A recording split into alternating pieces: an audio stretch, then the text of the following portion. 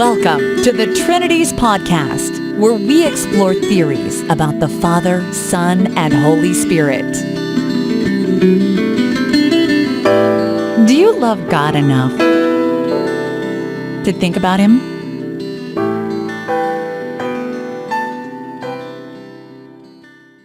Episode 64, Dr. Mark C. Murphy on Anselmianism about God.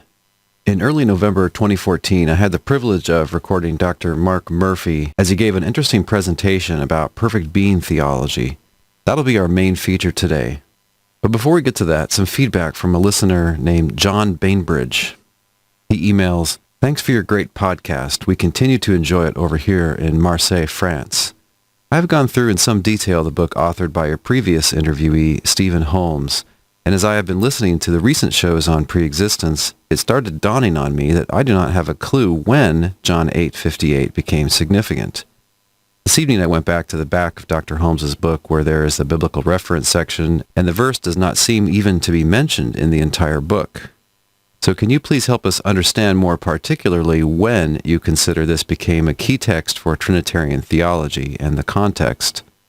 Final question. What is the significance, in your view, if we remove John 7:53 to 8:11 and just read through from 7:52 to 8:12?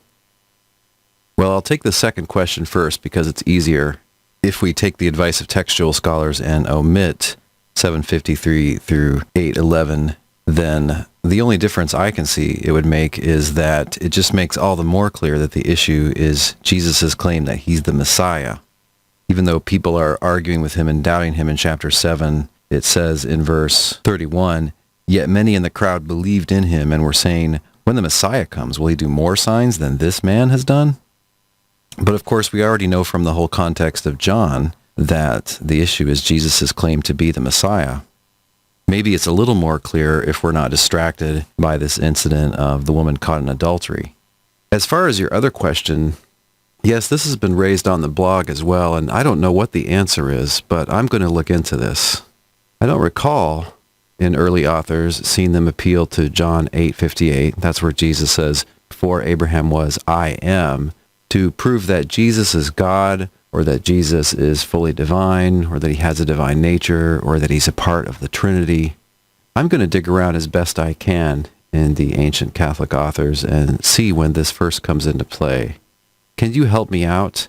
If you have time to search through, say, the works of Origen or Novatian or Tertullian, and see if they make any theological use of John 8:58, can you post it to the blog post for this episode?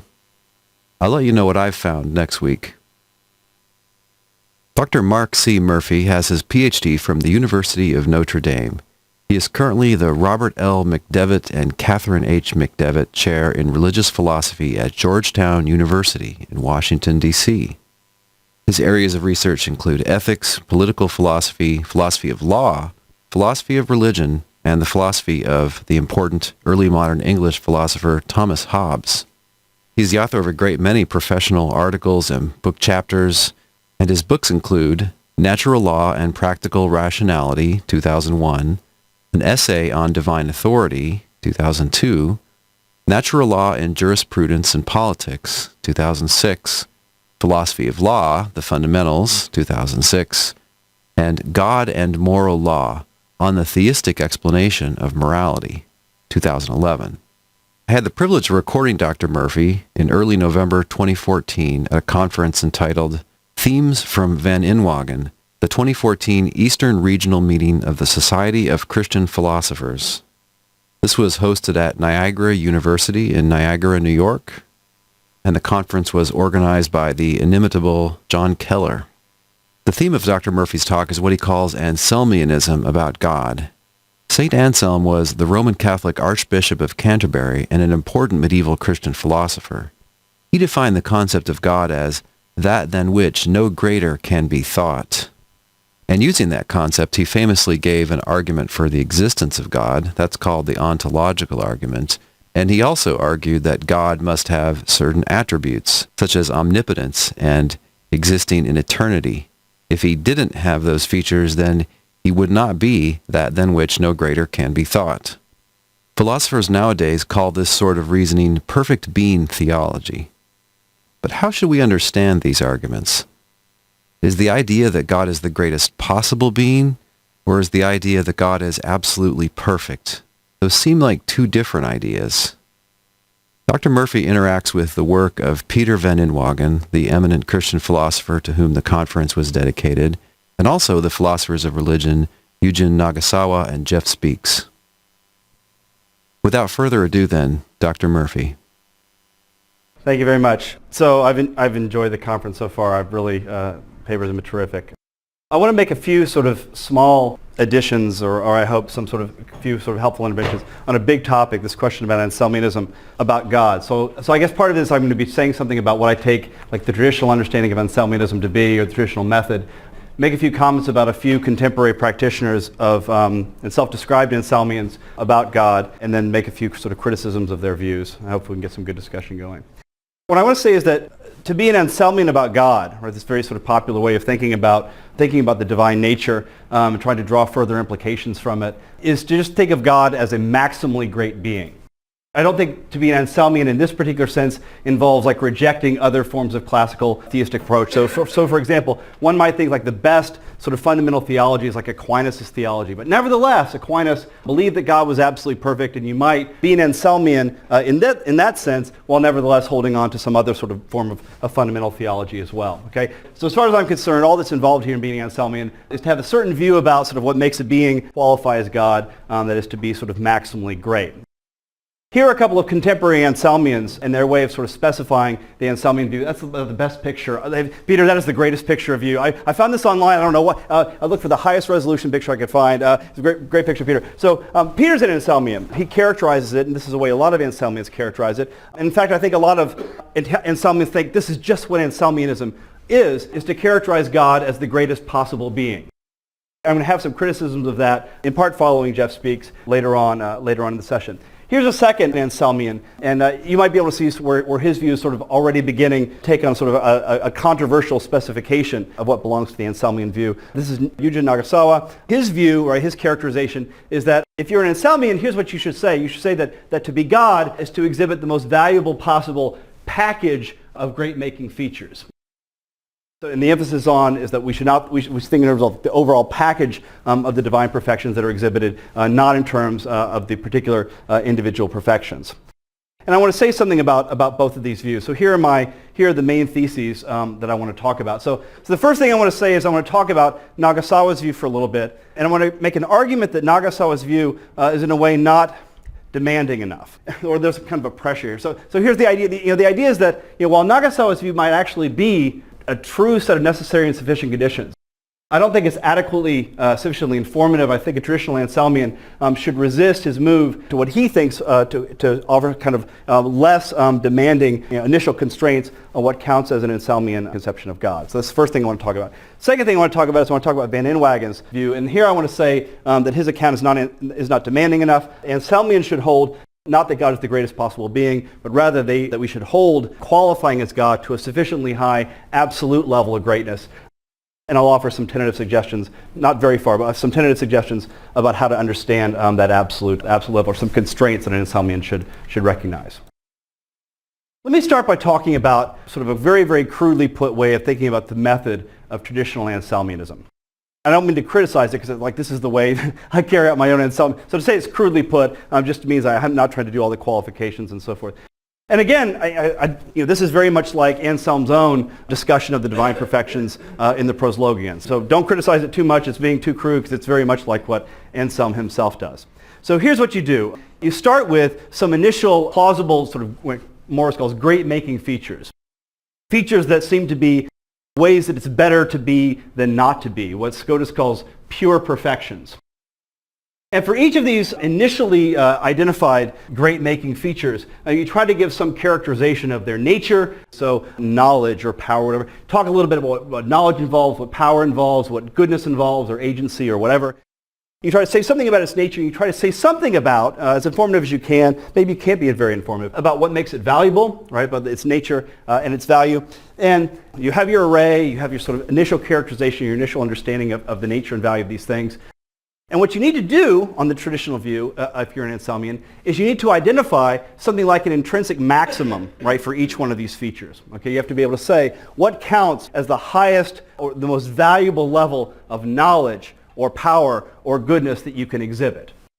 I'll make a qualification or a clarification of this in a second, but I mean, doing this generates all kinds of problems and tensions and difficulties. And the idea is that what you want to do is you want to find yourself with all these various tensions and conflicts, and you want to resolve the conflicts between these perfections, but in a certain way. I think this is an important part of traditional Anselmianism, is that when you either sort of truncate your initial account of the divine perfections, or narrow them or otherwise qualify them, you're doing so in a way that preserves the thesis that the most perfect being exhibits this feature at its intrinsic maximum. So the idea is not, oh, because it's not possible to exhibit all of these features together, we'll just give up on some of the value of one of these features. We'll have God exhibit a less valuable level of knowledge or a less valuable knowledge level of power, right? What you say is, no, here's our account. We misunderstood initially where knowledge and power and whatever have their value. We have to some way sort of redescribe these things and do so in a way that helps to see how still, nevertheless, God realizes all these features at their intrinsic maximum. This assumption that when you're redescribing these perfections in a way to deal with tensions, you're trying to do so in a way that basically nails all of the perfections at their intrinsic maximum of value. This is what I call the distributive criterion that traditional Anselmianism refers to. When traditional Anselmian says that God's the most perfect being along this whole array of perfections, what the Anselmian traditionally means to say is that at each and every perfection, God hits it at the absolute maximum of value. Now, that's a super strong thesis. Let's not overstate it. Okay, so the first thing is, when I say it's at the intrinsic maximum, one sort of crucial point, well, some people think it's crucial. I don't know. I'll try to be neutral about whether it's really, but the idea is that what you're trying to hit the intrinsic maximum of is not necessarily that feature itself, but the intrinsic maximum of its value. So just to, not committing to a certain view on this, but some people think, for example, that it may be so consider like the old hoary example. There's an alleged tension between God's omnipotence and the fact that God doesn't have the power to sin. Okay? And here's one way of characterizing an Anselmian response. You might say, well, look, you might say, yes, it's true that in some sense the power to do sin is a power, but one might claim that it's not a power that it's better to have rather than to lack. So as God hits in terms of the amount of value that sort of a certain range of powers can have, God hits it at the absolute maximum of value. Maybe God doesn't have all the power that a being could possibly have or whatever, right? So the idea is that what we're caring about here is the value, not necessarily the features on which the value is supposed to supervene. It would be a much simpler view if these two things stuck together. I would love it if this were true, but I'm just saying this is not something that the traditional Anselmian is necessarily committed to. Here's a second thing, and this is another thing that I would love if it were true, but this isn't a commitment of traditional Anselmianism. When I talk about the distributive criterion, which is that every perfection is maximally valuably realized in the Anselmian being, there's also not an assumption that the value realized by some perfection is independent of how it's related to other perfections. So it could be that what makes something count as the most valuable level of power is determined by reference to something like goodness. So in some way, the perfections exhibit, again, a kind of a web, so that you can't determine how much value one of these features has except in relation to the others. The point, though, of the idea is that no matter how you specify these, whether atomistically or holistically, once you have each of the perfections arrayed, God nails them all, okay? God hits the bell with every one of those divine perfections. And that's the traditional view. You might say, oh my gosh, that's incredibly demanding. And it really is incredibly demanding. It's not easy to be God. I mean, it's a really demanding thing, right? We shouldn't lower the bar too much. But because of this, in part of, I think, sort of how, this sort of worry that maybe the traditional Anselmian is committing him or herself to too much by placing this sort of distributive constraint on the divine perfections, Nagasawa argues that we should instead go for a kind of revisionist Anselmianism in which there's no pressure to commit to the distributive criterion. So Nagasawa says, reasonably enough, why are you making yourself work so hard? If the whole idea is for God to be the greatest possible being, Why be concerned about whether this happens by God nailing, right, the highest level on each individual perfection, rather than God just exhibiting the greatest total package of perfections? Why think that God has to have the highest valuable level of knowledge and power and goodness or whatever, right? Rather than just saying that regardless of whether God hits the top possible with each one, the whole idea is that whatever the greatest possible package of value to realize, that's what God in fact realizes. And that's a way of sort of making the task of Anselmian reconciliation of the perfections far less demanding. So instead of having to worry about how am I going to get God absolutely perfect in knowledge and power, instead you just say, well, if God can't get both of those, no problem, right? We'll just lower the bar and say whatever happens to be the greatest possible combination of these two that's possible, that's the one that we'll say the Anselmian being has to have. Maybe it's true that some being could be greater in knowledge than this being, but wouldn't be greater overall.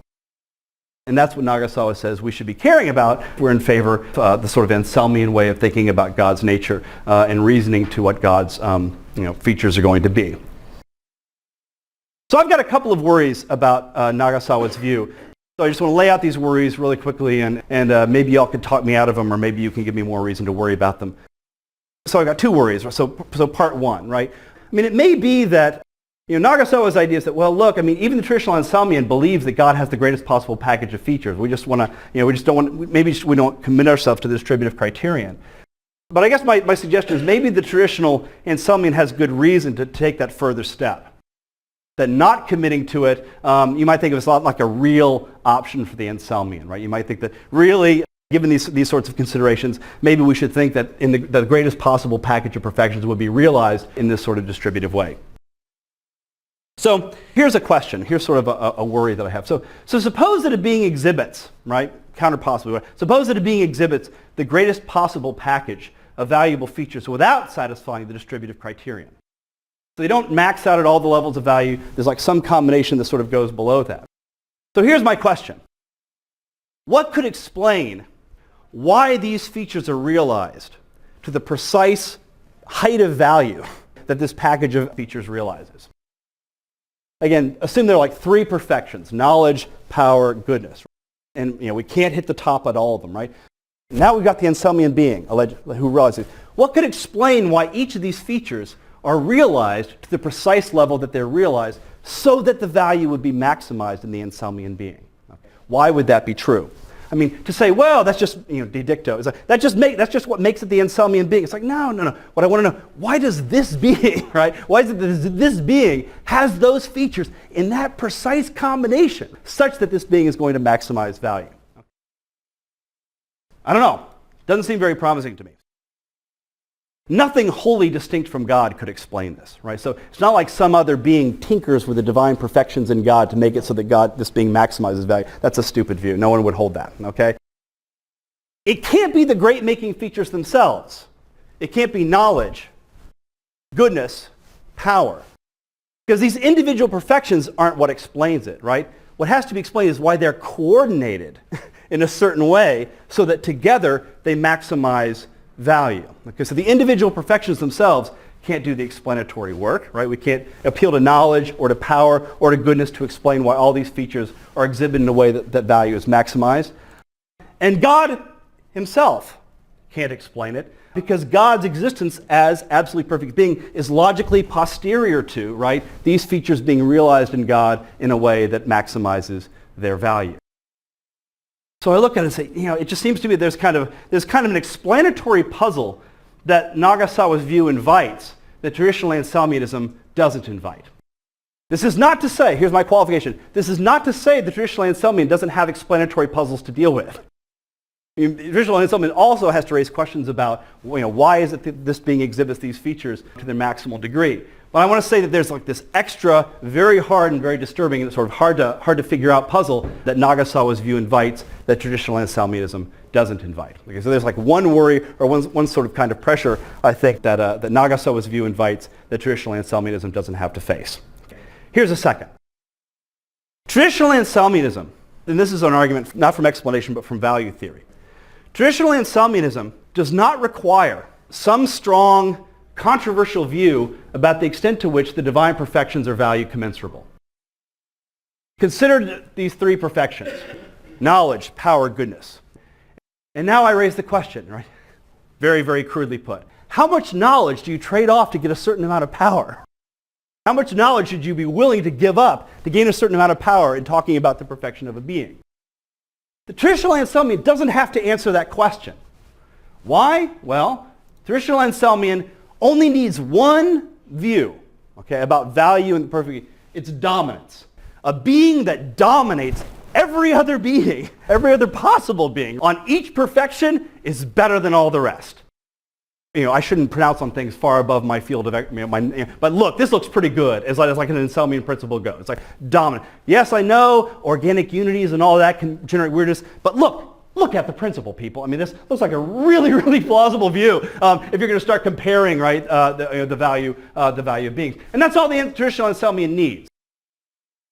But foreshadowing, right, a sign of substantive literature. So Nagasawa's view doesn't have this feature. Nagasawa's view requires a fairly strong commensurability position. What Nagasawa's view needs is that the package of features exhibited by the Anselmian being is going to have either a single peak that somehow there's like a uniquely maximizing trade-off between knowledge, goodness, power, and whatever other divine perfections there are. Or, and I don't like this answer as much, but I don't want to fight over it right now, or multiple equally good peaks. And I mean literally equally. Not, it's kind of vague, not incommensurable, but equally good. Here's what I think would be a problem. If there were multiple incommensurably good peaks. I think there's like an important difference between incommensurability and equality here, right? If two things are equally good, you have no reason to prefer one to the other. No reason, okay? No reason at all, right? Look, I mean, if you've got incommensurable things, you have reason to prefer one to the other, right? You have reason to prefer the other to the one. It would be reasonable for you to have preferences when there are incommensurable goods that are at stake. So here's something I don't think that it should be all right for me to prefer some other being to the actual Anselmian being. But if there were incommensurable values between them, it's like, oh, I would really prefer a being that had more power and a little less knowledge, okay? Or actually, maybe a little more goodness and a little more whatever, right? You get the idea, right? So here's the worry. The worry is that Nagasawa's got to have this. And it doesn't look very plausible if you sort of take seriously that these really are distinct perfections, knowledge, whatever, right? It doesn't seem very plausible to me that they would exhibit the kind of commensurability that would enable this sort of package of features view to go through. So I said those are two sort of small, not trivial reasons. One might want to sort of dig in and sort of go for the more traditional Anselmian view. Maybe sort of how important you think they are depends on sort of how much trouble you think traditional Anselmianism is in. Maybe if you don't think the worries about inconsistency and so forth are such big worries, maybe you won't find this so problematic. These two things both really do belong here. Okay, that's Jeff Speaks. He's a philosopher at Notre Dame, and that's, of course, Michael Jordan. And what do Michael Jordan and Jeff Speaks have in common? Well, Jeff's been working on perfect being theology lately, and one of his objections to a certain way of sort of rendering perfect being theology, Anselmian theology, is specifically an objection against Van Inwagen's way of formulating the view. Anselmianism holds that God is being that qualifies as maximally great, and Peter Van Inwagen characterizes this as God is the greatest possible being, and Speaks says, well, look, hold on a second. This seems to undersell or sort of place too low the bar that we should set for a being qualifying as God. Suppose, right, again, sort of, since we might sort of be worried about the limits of our modal knowledge, we might sort of have overblown views about how great beings can be and so forth, right? Suppose it turned out that when you looked at the array of possible beings, it turned out that the greatest among them was Michael Jordan. So Jordan, right, it turns out is, of the beings out there, it turns out like Jordan is the greatest possible. He's a possible being, he's pretty great, okay, look, I mean, look at him, really. No, okay, he's pretty great. And just going in there. He's pretty great, but we wouldn't say, if this was like a discovery of our modal, sort of a modal discovery we had, right? We wouldn't therefore conclude that Michael Jordan is God, okay? We would be atheists. We would say, if this is as great as a being can get, then forget it. Atheism is the way to go. If you think that's right, if you think that if we found out Michael Jordan is the greatest possible being, we should be atheists, it seems like there's something at the very least, sort of misleading about thinking that the way to conceive of God is just to say, well, look, what is like the range of possible beings out there? Which one of these is like at the top of the heap? The one that's at the top of the heap of possible beings is the one who qualifies as God. The idea is that maybe that's not the right way to think about it. Maybe what we ought to do is we ought to think about the standard as being something more like in absolute terms. In addition to being, of course, possible, we hope God is going to be possible being, it's also got to be the case that this being has to exhibit a sufficiently high level of greatness, absolutely speaking, right? Not just in comparison to what beings are possible. We want to say, no, you've got to clear a certain bar, and that bar you've got to clear is independent of the range of possible beings that are out there. Think about it this way. I mean, the way to understand like the greatest possible being, it's like sort of a two-step process. You say, well, what's possible, and then what's greatest among those? This view says, no, really, these are two independent criteria. We seem to have a criterion for greatness that's not just in terms of what we already think to be possible. And that's what we should be looking to articulate and coming up with an alternative formulation of the Anselmian view. Okay, well, yeah, great, easier said than done. Adequately great, wonderful. That's not really super informative. And yeah, I agree. So the first thing to be said in favor of something like an adequate greatness standard is that we must think that some things fail the test, right? If we think the Michael Jordan objection is a pretty good objection. The fact that we're like that I'm so far really vague about it and unhelpful shouldn't be enough to sort of shoot it down. And even if I'm unable to say much at all that will satisfy you, maybe it's a notion that we should take seriously anyway. Even if I can't do it, maybe someone smarter than I can. But I want to talk about like a couple of constraints that I think like an Anselmian should want to place on the search for an account of absolute or specification of what counts as adequate greatness. Here's the first one. This is like a little pet peeve. So if you're going to be an Anselmian, be an Anselmian. Really believe that what you're talking about is a conception of value that's not defined in relation to what we or any other creatures should find worthy of worship. So sometimes when sort of the going gets tough, Anselmians will turn to, well, of course we can use as a criterion, this being would be worthy of worship, this being wouldn't be worthy of worship. And one thing I just find sort of problematic about that I'll expand upon in a second, is that it appeals to seemingly a relational notion of value, which is not what Anselmian value is concerned with, and that's just betterness, pure perfection, right? Not in relation to us. The second is that, I don't know if this is like just an epistemic worry or not, whether or not a being is the sort of being we should worship might be, in a way, influenced by all other kinds of reasons for action that we have that are not governed by our views on this being's just absolute goodness. So there's bound to be all sorts of confounding variables if we start thinking in terms of worship worthiness. And generally, right, I don't think that we should appeal to any relational notion of value at all. The kind of goodness that Anselm has in mind, that Anselmians are supposed to be appealing to, is, like I said, they're pure perfections, right? Just betterness, right? If you have a worry about betterness, you just don't be an Anselmian, okay? You got to be an Aristotelian, a really, really hardline Aristotelian, but don't be an Anselmian. Because Anselmians are committed to having a conception of value that's not relational, but absolute. And so there's a kind of a tendency, I mean, if you start talking about like adequately good, the tendency to want to talk in relational terms is almost irresistible. It's like adequately good for what purpose? Or for whom? Or for what end?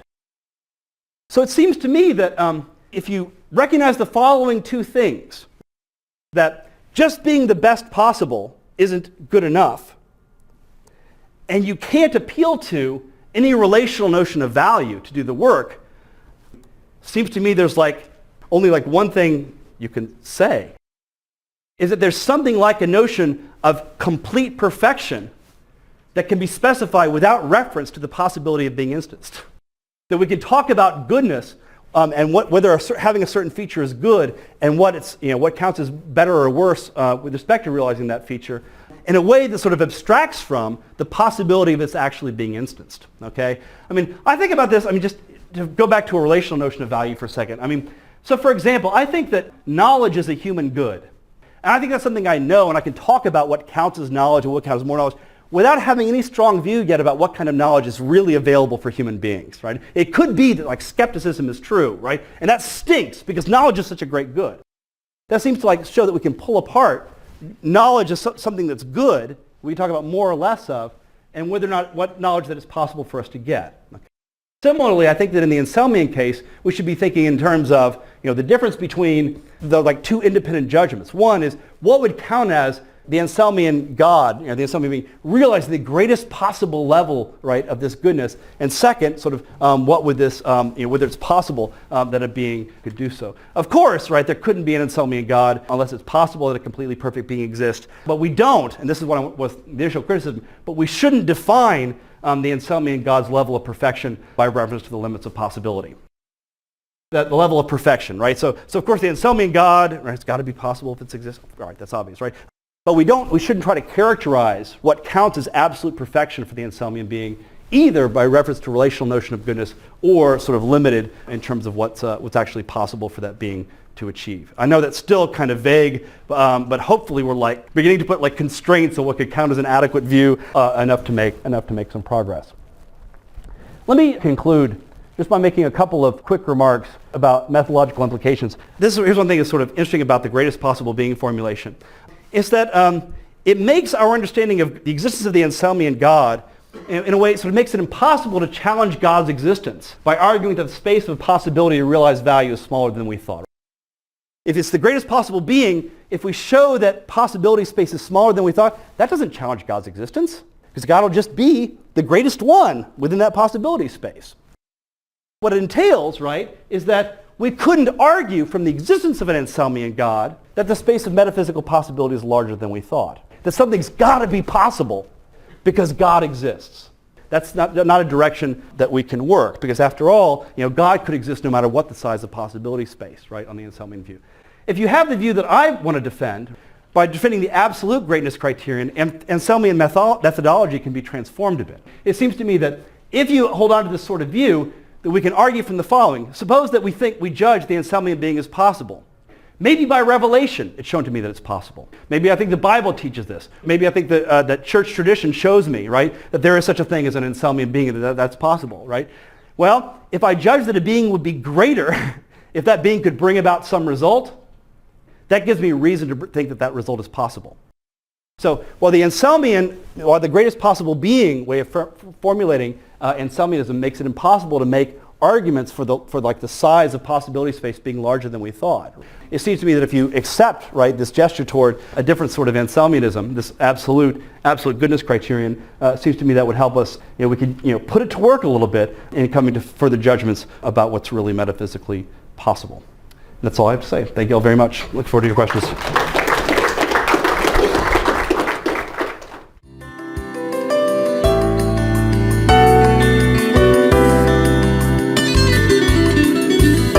Thanks for listening. We'll see you online at trinities.org. Till next time, don't forget to love God with all your mind.